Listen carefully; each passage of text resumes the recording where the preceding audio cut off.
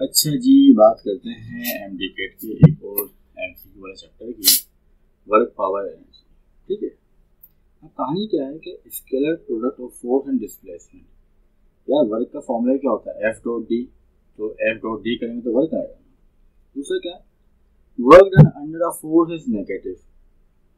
Negative work कब होगा? Negative work कब होगा? जब फोर्स यूं होगी और डिस्प्लेसमेंट बिल्कुल अपोजिट डायरेक्शन में, तो इन द अपोजिट डायरेक्शन। ठीक है, फिर एक और बात पूछते हैं आपसे, joule is the unit of which pair. Joule किसकी यूनिट है? तो भाई वर्क की भी होती है और एनर्जी की भी होती है। फिर आपसे कह रहे हैं कि फोर्स आपको दी हुई 5i + 6j - 4 और आपको डिस्प्लेसमेंट भी दिया है आखिर में, ये दिया हुआ 6i + 5। वो कह रहे हैं आप इसका वर्क निकालें, तो वर्क निकल जाएगा।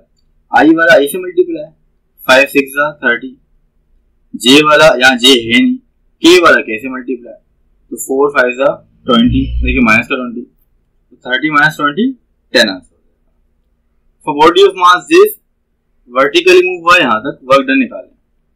जब कोई बॉडी वर्टिकली मूव होती है ऊपर की तरफ, तो जो वर्क होता है वो पोटेंशियल एनर्जी के बराबर होता है। तो mgh से ये होगा, सही है, वर्क यहाँ पे बराबर होगा mgh के। दूसरा कह रहे हैं आपसे, एक बॉडी 10 मीटर मूव हुई है, कितनी फोर्स लगी थी इसके ऊपर? 5 metre. If the work done is 20 joule, अगर वर्क डन कितना हो आपके पास? 24 जूल हो, तो क्या डायरेक्शन क्या होगी? तो भाई वर्क बराबर होता है एफ डी कॉस थीटा।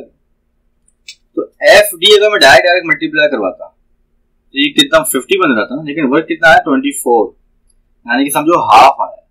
तो एंगल 60 होना चाहिए था, क्योंकि cos 60 होता है 1/2, तो एंगल 60 होना चाहिए। सही, 60 एंगल पे हाफ होता है। Work done will be positive. भाई पॉजिटिव वर्क जब होगा जब 0 एंगल होगा, मैक्सिमम होगा।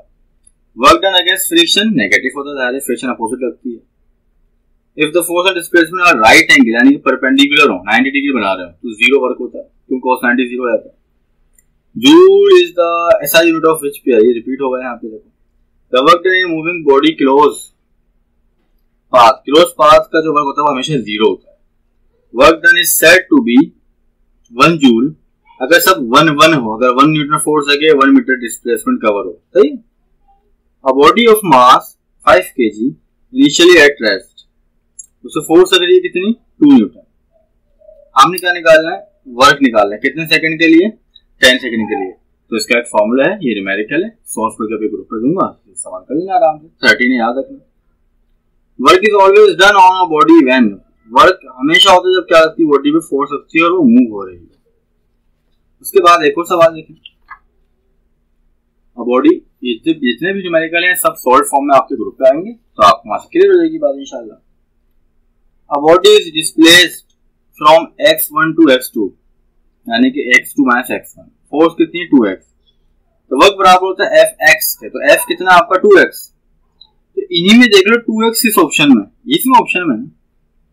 ठीक है, और डिस्प्लेसमेंट क्या आएगा? x2 में से x1 माइनस करना होगा, तो 2x x2 - x1। नहीं, जो 2 लिखा ये गलत लिखा, मिसप्रिंट है, काटना पड़ेगा। A body of mass 10 kg is dropped from a ground from a height of 10 metre. जो वर्क डन होगा वो आप mg से आ जाएगा, सिंपल।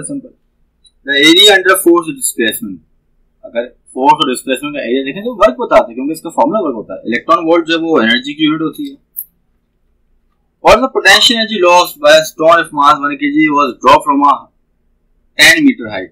पोटेंशियल एनर्जी का फॉर्मूला mgh, आप निकाल लेंगे, mgh करेंगे 98 आ जाएगा। तो 1 kg मास दे दिया, काइनेटिक एनर्जी दे दी, स्पीड आ जाएगी। काइनेटिक एनर्जी फॉर्मूला होता है हाफ mv²। तो काइनेटिक एनर्जी का जो फॉर्मूला है हाफ mv², वहां से वेलोसिटी आ जाएगी, नहीं आ जाएगी? m की जगह m पुट करोगे, काइनेटिक एनर्जी पुट करोगे। उसके बाद कह रहे हैं कि भाई एक बॉडी का मास m है, एक बॉडी का mass 4m। When they reach the ground their kinetic energy will be. भाई देखो, जो अगर मास ज्यादा है तो बस सही है, 1:4 आंसर आ जाएगा सीधा। फिर आपको मास दिया 500 ग्राम और वेलोसिटी दी वेक्टर फॉर्म में। इस वेलोसिटी को पहले सेट करना होगा, बड़े से रूट में इनके नंबरों को स्क्वायर करेंगे। 3 का स्क्वायर करेंगे, 4 का स्क्वायर करेंगे, 3 का स्क्वायर 9, 4 का स्क्वायर 16, दोनों का करेंगे 25 हो जाएगा। रूट 25 निकालेंगे तो ये 5 आएगा। तो मास भी आपके पास है वेलोसिटी भी आपके पास है, काइनेटिक एनर्जी निकाल लेना, मास को केजी में कन्वर्ट कर लेना। ठीक है भाई। The kinetic energy of a body of mass 2 है मोमेंटम। काइनेटिक एनर्जी निकालनी है, मोमेंटम भी दिया हुआ और मास भी दिया हुआ है। एक फॉर्मूला बता रहा हूँ, काइनेटिक एनर्जी बराबर होता है p स्क्वायर अपॉन 2m के, तो p स्क्वायर अपॉन 2m कर देना यहाँ पे।